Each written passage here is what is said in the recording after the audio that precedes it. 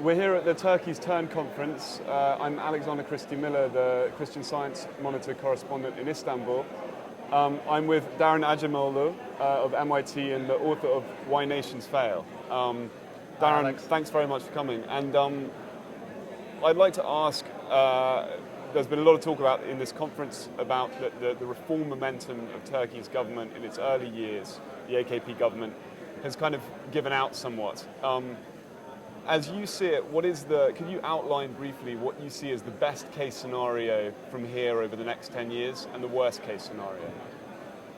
Well, that's a really tough question. I think the best case scenario is that despite its great setbacks, Turkish institutions will gradually get stronger over the next few years, in particular the judiciary, the media, and that's not going to happen by itself. I think for it to happen, it needs to build on some sort of popular movement, some civil society organizations. This could take the form of protests or pressure in elections coming from the Republican People's Party.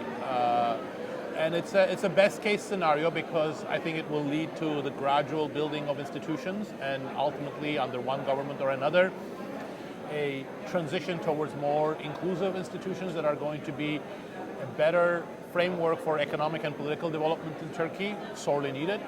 But it is a best case scenario because I think a lot of things could go wrong with it. And I think many of the things that could go wrong center on politics, but some of them center on economics. I think the Turkish economy is in the midst of a consumption boom, as witnessed by the quite sizable current account deficit. And in a time where foreign capital is going to become more choosy, it's going to become more worried about things like corruption and rule of law, and domestic consumers are going to be worried about lots of related issues and instability and also the high real interest rates. There are going to be questions about the sustainability of this consumption-led boom and what an economic downturn would imply for Turkey is very unclear. It could lead to greater political instability, but of course it could act as a more powerful disciplining device on the government also, because the government itself right now prides itself with a good shepherdship of the economy. And if that argument is lost, of course, that's going to change the political dynamics also. The political aspect of the worst case scenario is that the weakening of the Turkish institutions is going to continue. I think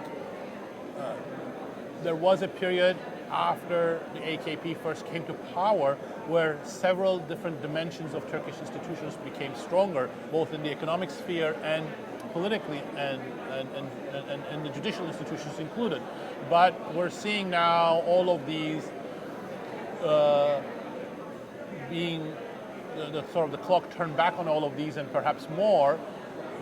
A institutionally strong, vibrant economy needs a free media. Turkey has none. The legal institutions need to be independent from the government. Turkey has generally not had such independent, powerful judicial institutions, but they have become much weaker because the government has been able to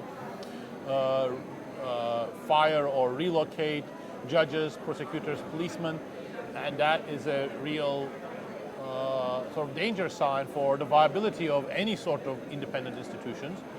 And we're also seeing that the government is very powerful in the economy, and it doesn't really give enough of a breathing space for many corporations and businesses, especially if they are critical of the government. So all of these could spell a further erosion of the quality of Turkish institutions with subsequent economic and political implications as the worst case scenario. Daron, I wish we had time to ask you more questions because it's fascinating, but thank you very much. Thank you very much, Alex. Thank you.